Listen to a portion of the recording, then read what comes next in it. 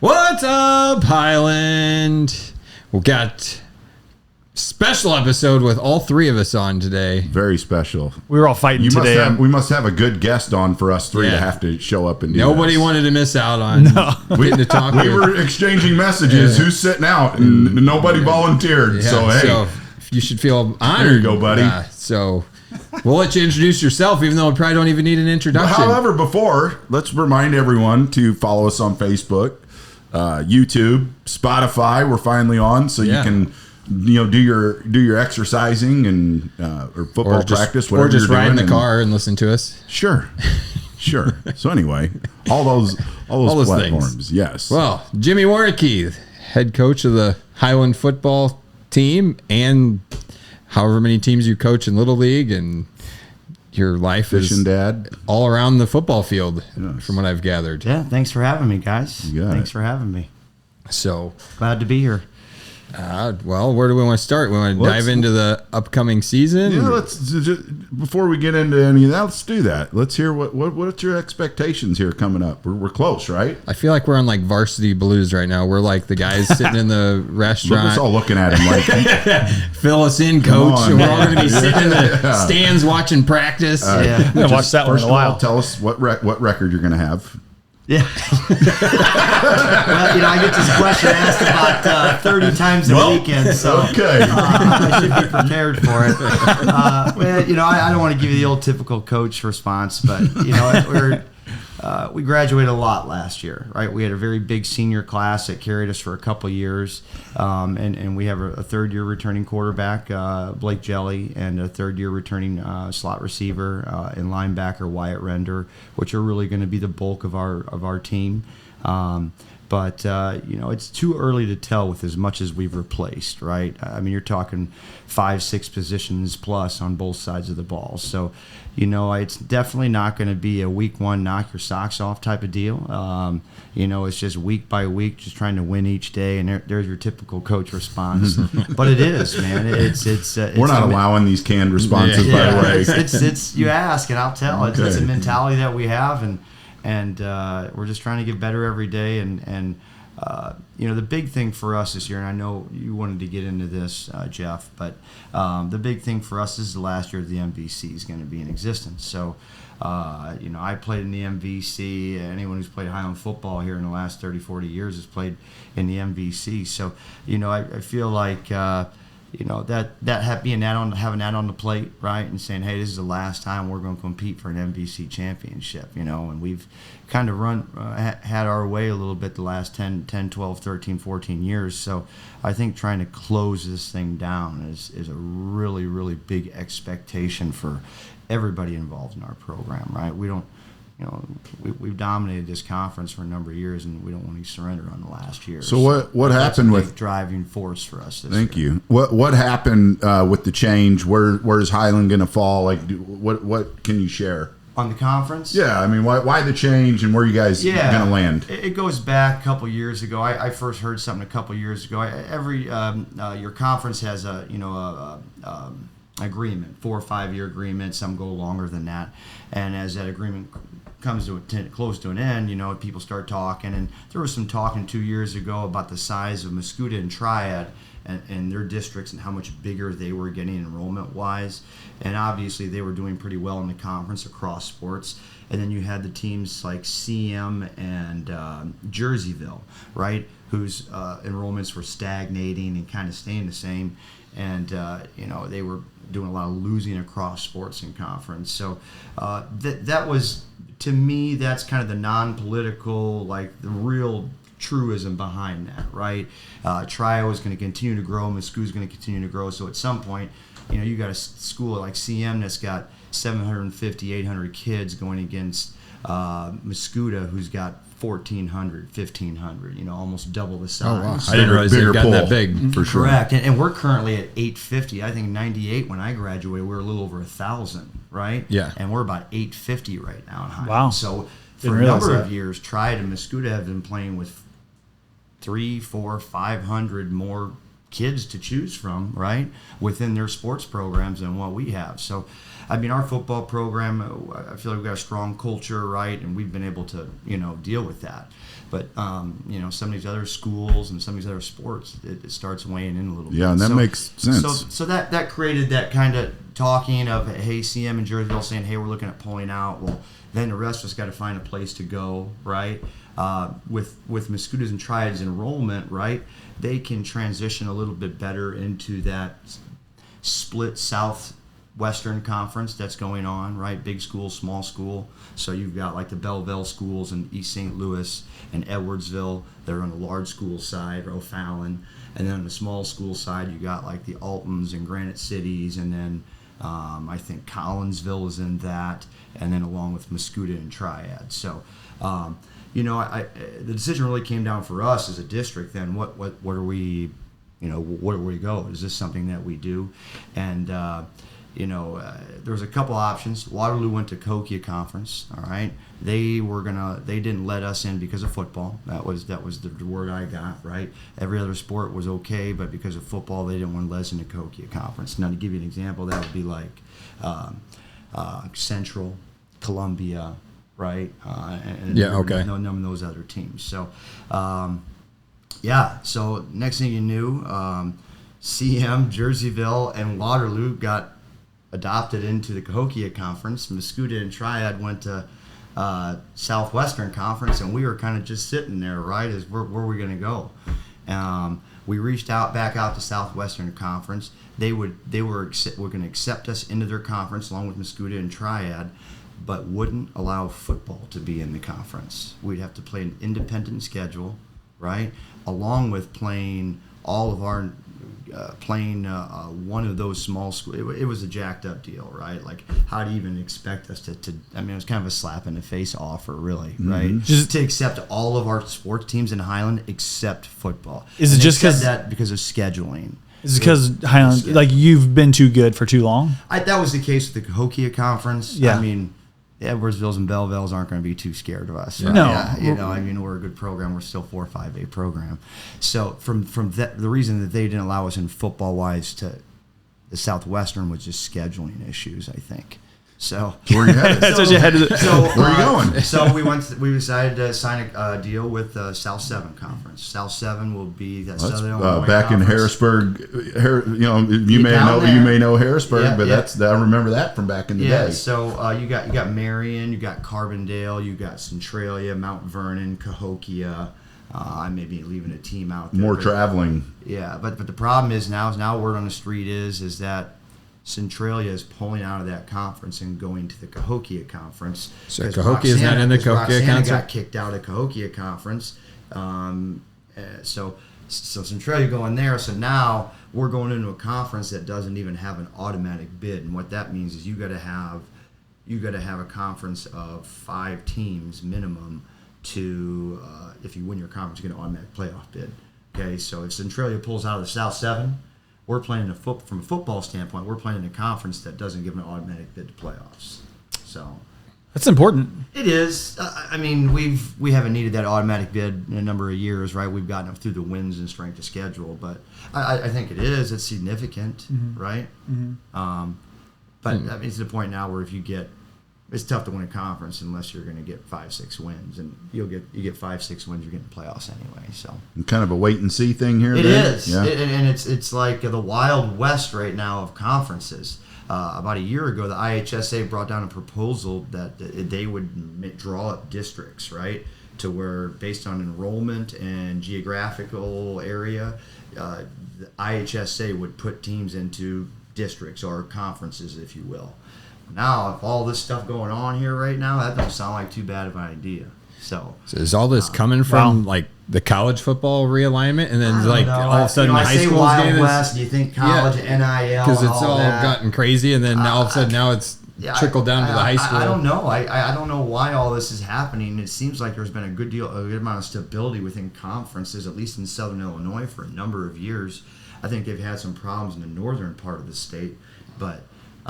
It's. How do other states do this? Do other states? For us, for years, guys, we had the MVC, right? And you're going to towns like Bethalto and Jerseyville, and I mean you know, you don't worry about, you know, your safety, or you don't worry about it, and you know, unruly things going on at games where your kids shouldn't see, right? And that's part of, we've all been in youth sports and seen things, you know, umpires throwing parents out of the stands. You just didn't have to deal with too much of that stuff in the MBC, right? I mean, it was good communities, and you know, I think I speak for everybody within the MBC that that's something we're all going to miss, you know, because whether you're any of us, you're not, wherever we're going in the conferences, it's not going to be the same. You're just going to have to go out and kick some ass and take names. And that's the other side of it, right? I mean, you guys asked what was going on with everything, and I try to be as informational as I could. But from a different side of things, right, we're going to get some much more athleticism within our conference play, right?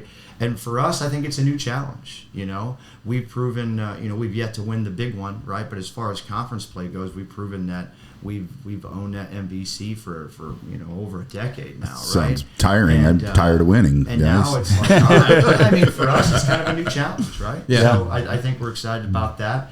The downside that I think any parent from any other sport would tell you is the travel, going down to South 7, going down to Marion, and then going down to Carbondale, right? And it's not ideal, but you know, what do you do? Join a Southwestern where they're not even allowed football in their conference, right? Is that possible to change? And we're playing schools that are twice the size of us, right? Like how's that good for you know, whatever, girls soccer, right? You know, which is not a prominently strong program in the last 10, 15 years, you know? I mean, what good is it for our girls program to go over there and get destroyed by Edwardsville 12-0, and then Right. you know, not fun. I have a girl come to my U.S. history class the next morning, and I don't even want to ask how the game went. You know, I mean, it's just not a. You know, you try to find what's best for everybody as far as the conference, right? Where all your sports are going to be able to have equal opportunity, right? Equal playing field, right, to compete and have success and win all conference, or you know, as a team, as an individual, right, and so on. So, I think the South 7. Was probably our best option. The Kokia would have been nice, all right, as far as that large school Kokia. You're not on a contract, right? So you, like, if something comes up, you can. Well, that's a good question, because I would imagine that we did sign a contract, our district did, with the South 7, but you know, if Centralia is going to decide to pull out, and that hasn't happened yet, but if they decide to pull out, like, does that nullify the contract? I don't know. Do we have anywhere else to go anyway? I mean, think about it. We're averaging 9-10 wins a year right now for the most part. We've had some down years here and there, but I mean, if we have to have an independent schedule and no conference play, it's not like being a 4 and 5 team year in, year out, where people say, yeah, we'll take them on our schedule, right? If you're a second, third round playoff team every year, you know, it's going to be pretty tough to fill up your schedule. Well, I'd have to Look think. at Althoff, right? They just won a state championship, right? They just got into a new Metro conference, right? With Althoff, that's just happened too. Althoff, Mater Dei. Who are those other private schools around the area? Guys, help me out. Father McGivney. Father McGivney. And then Warnecke, right? Yeah. There you go. Come on. Hey, we're not talking insurance here. Right. However, with what you're saying, I think I would bet these South 7 teams are licking their chops, knowing that Highland has such a successful program. You're probably have an X on your back. Yes. As far as that's concerned, Yeah. like, hey, let's slap them around a little Without bit. a But doubt. knowing you're not going to allow that to happen, are you? Are you? Are you? That's John Bon Jovi. Great John Bon Jovi says it's easier to get to the top than it is to stay on top, right? And that's something that doesn't go beyond my kids every year. It's easy to get there, man, but once you're up there, everybody's freaking gunning for you. You got a nice gym place to work out, man, right? And you're making money and bringing people in. And everybody else wants to make a new gym place now, you know? So it's just, you're doing good selling insurance, man. Someone else can come Real in. estate. Yeah, real estate. I'm Real sorry. estate. You're good. It's been a while. It used to be Ryan insurance. changes jobs like There you underwear, go. so I don't even know what he's doing today. Well, he was my former insurance guy. Hell of an insurance guy, right? Can't When it one comes to man- real That's estate, when it comes to real 5 estate, years you're a ago. hell of an insurance guy. My investment guy, my old You insurance gotta guy. get Jeff in the mix here. Yeah. Get your. Well, I got to get workouts going. Maybe I don't know. We gotta We'll find see. time for you to get He's a got workout real in. Nice place here, I'll tell you that. So But anyway, good on the conference stuff. Yep. No, that's Yeah, good. I think you covered that's everything. good. And you Yeah. highlighted a lot of your record Could you share like how you got to be where you're like when you first got to Highland? If I remember right, wasn't it like the first few years was? It was tough. Oh boy. Yeah. First year was 0-9, right? That was the toughest year, right? Oh, I didn't know there was ever an 0-9 season. Oh, but there was an 0-9. I wasn't. That sounds like a similar stat to Dan Campbell's first year with the Lions. I don't know. But they started out rough. It was, then they came around. Is this your segue to try to talk about one of the superstar former players?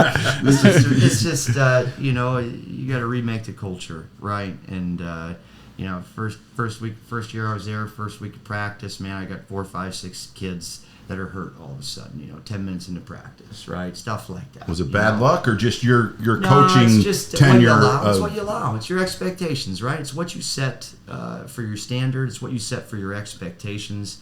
And we set them very high. We put a lot of work in and we ask a lot of work of the kids. But you keep hitting those expectations and you keep rolling, it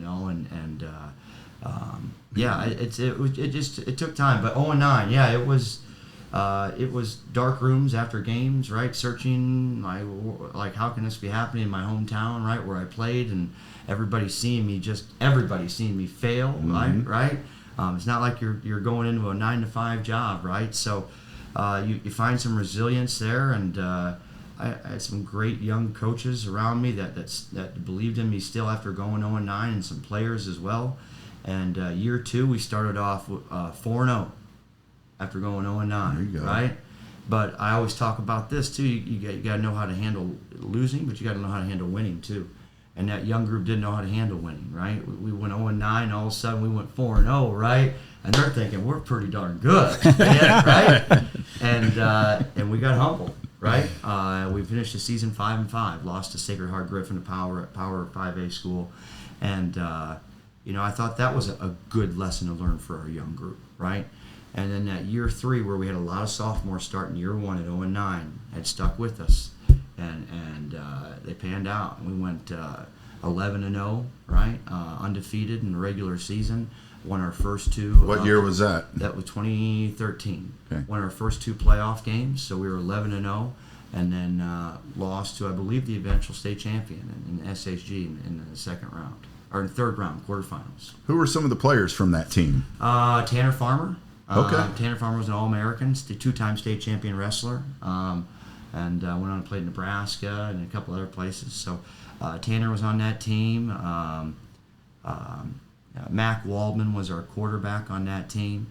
Gage Geiger was our tailback. And I hate to name names, you leave people out. Well, but sure. But we had a massive group up front, like probably arguably our biggest offensive line ever. Nick Czar was in there. We had 3 arguably Division I. Right, 2 of them went Division. As you're saying their names, I'm thinking how towering they are. Yeah. So those 2, Nick Czar went to Army or Naval Academy. I'm sorry. Those 2 are 2 tackles. Then we had a kid, Josh Jakowski, who's I could have played quarterback with that line. Yeah, we literally had 3 first team all conference unanimous vote center, and Drake Zappia. I mean, we had a team. Nice, right? nice. It was one of those years where. It didn't matter. They knew your player, where you were going. They just couldn't stop us. So awesome. From a mentality standpoint, right, knowing that you're just a team knows what you're doing, but they can't stop you. That was a tough, hard-nosed group. And, they were forged in fire, right? 0-9, right, as sophomores, and got taken to the woodshed. So it goes back to, the journey, right, and the experiences you go through that make it tough along the way, that toughness, right? I'm sorry, I'm kind of going off on a tangent right now, but my best teams have been my toughest teams, not my most athletic teams. Love it. Toughest and most competitive, right? It's a good message for the youth, which is just started. And yeah. And I think for parents too, right? And it's tough now in society. I'm a parent of 3 boys, right? And we're a little better off than what my parents were, my generation before, right? So our kids get a little more things than what we did growing up. And it's tough to raise your kids tough in certain environments, right? And, Highland sometimes gets that country club, silver spoon. No offense. No. Hey, I've been a racer all my life, right? And I'm not judging a book I'm not saying everybody, but sometimes that's what's said about Highland at times. Yep. So, I mean, but I look at our football teams traditionally, and we have been anything but that, right? We have been hard-nosed, physical, getting the most out of the kids that we get. And I think it's a testament to our quarterback club. You played it. Yeah, I think it's a testament to our quarterback club. All right, you played in it, Jeff. Yeah, just getting. He's a coach. He's coaching now. And and just what's been set before us, right? The '89 team, all right, and then you had some teams in the '90s era. I know that Josh Kaburk and Tommy Wells and a bunch of them guys were. That's my cousin. Did you know that? Tommy is? Tommy Wells is my Make it cousin. all about you, Ryan. Yeah, he was. He was Name drop. Tommy was a good one. He was. Jimmy's my cousin. You want to start name dropping here? He was Tommy was 2 years older than me, but he was just an awesome teammate, man. I looked up to him a lot as a sophomore. He was a senior. He wasn't too big. He wasn't too cool for school, and he wasn't too big for me. Some of the other guys were when I was a sophomore. Tommy never was, man. He was a star. Chuck down the middle. Dude, he was 44 blast, baby. So talk about like just the youth programs. That's right. Obviously, you just had the camp. I went out there to pick up my kid, and there's 1 million kids out there. It looked like. Yeah. What was the final total on kids at that camp? At the youth camp, we had 181 kids. Yeah, 50 more than last year. Wow. So each year it keeps jumping up about 25 a kid, and when you bring in an NFL guy like Sam Laporta, that helps the numbers a little bit too. But does that translate into quarterback club? Like, can you correlate how many kids come to the camp to how much enrollment in the quarterback club is? I think so. We get some out of towners, Clinton County and stuff, but I think it's a judge of where just football in this town is right now.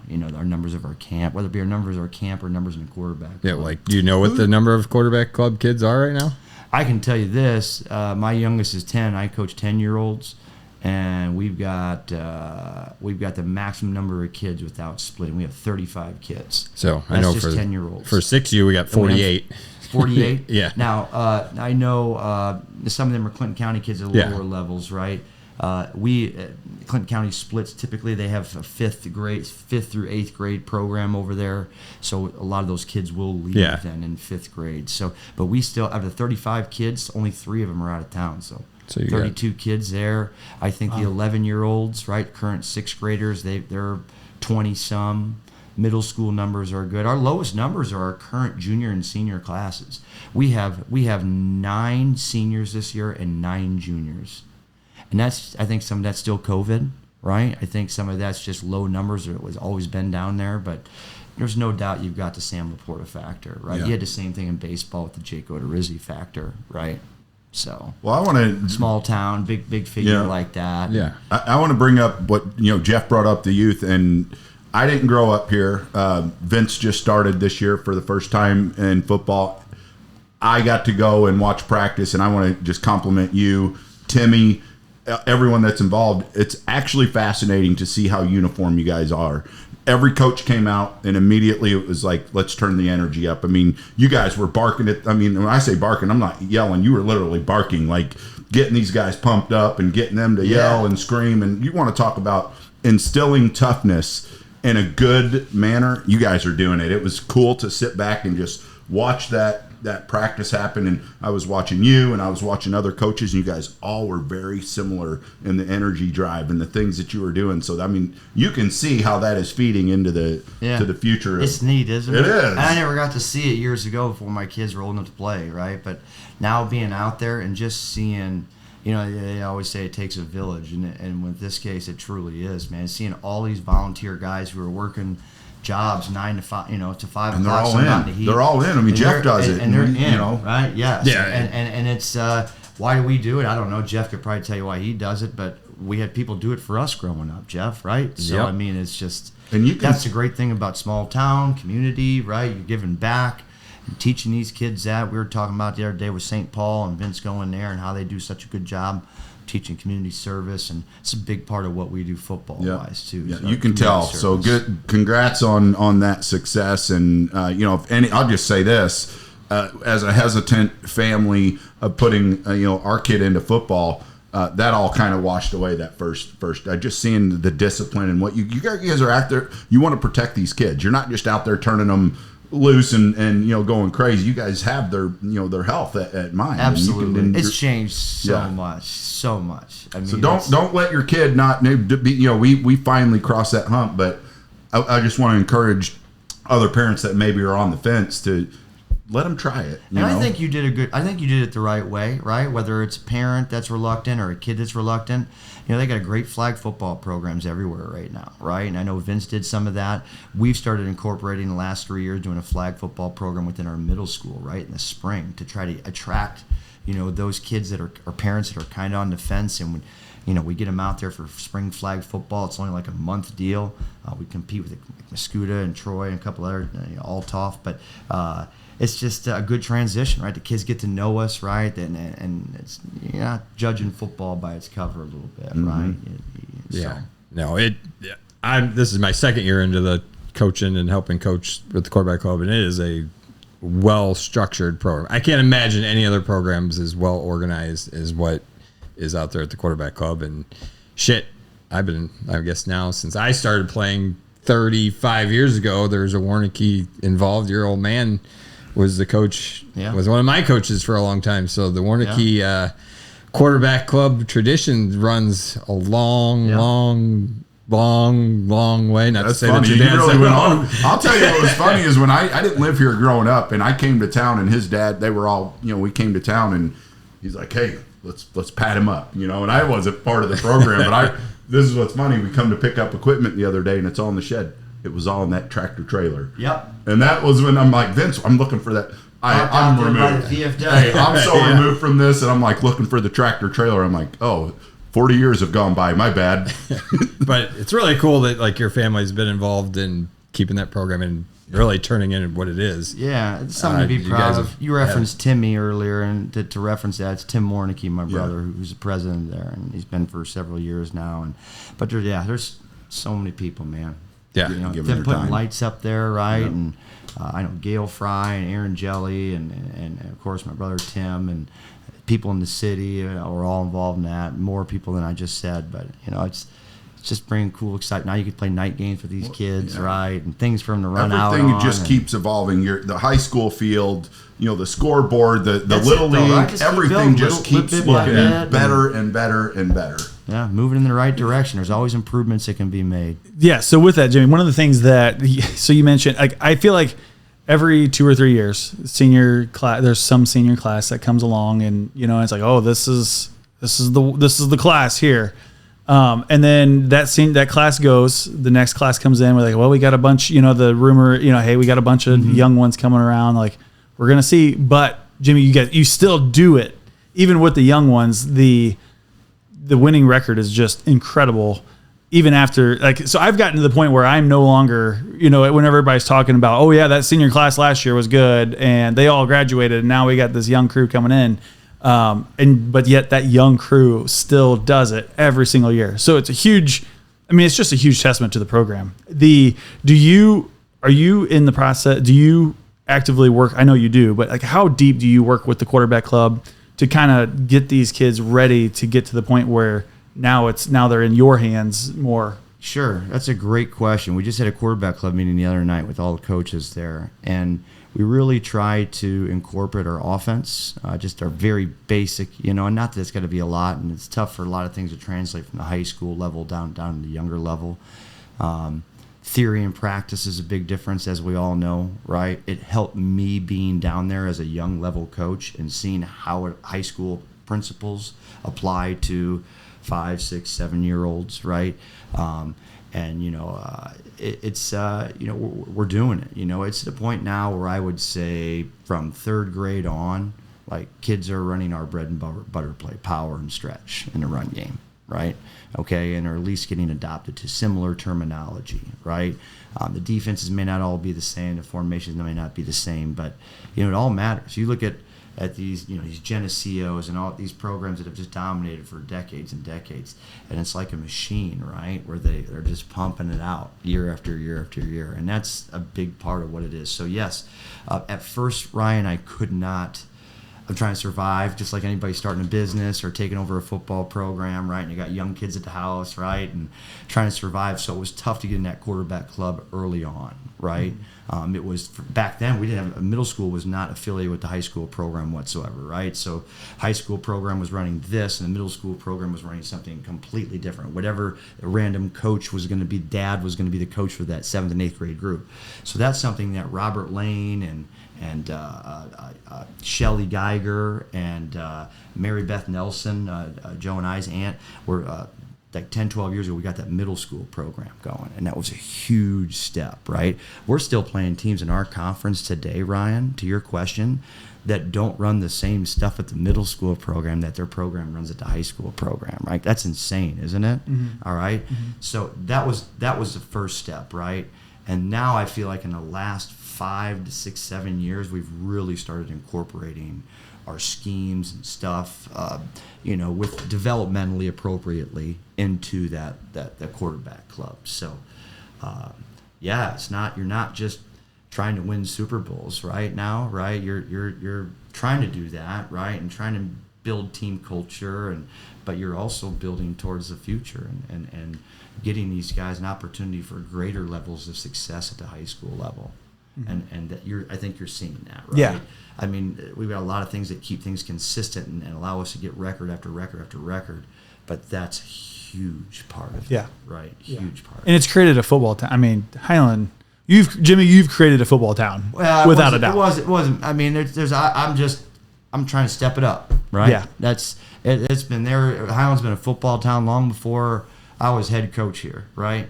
And I'm just trying to step it up, right? I've, as you said, my dad, who's created a great vision and gave us me and my brother a blueprint of just hard work, right? Like not doing it because of stature or power or influence in a small town, but just doing it because I don't know, kids need it, right? You're giving back. Yeah.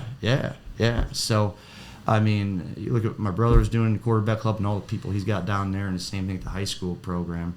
Yeah, that's a huge part of it, man. Watching my dad through the years, right? And me and Tim and I both watched him roll his sleeves up, right? Get done with the milk route, right? And pick us up, go straight to practice, right? And there was times where he would be doing on my practice, and then he was coaching the freshmen as well at the high school, right?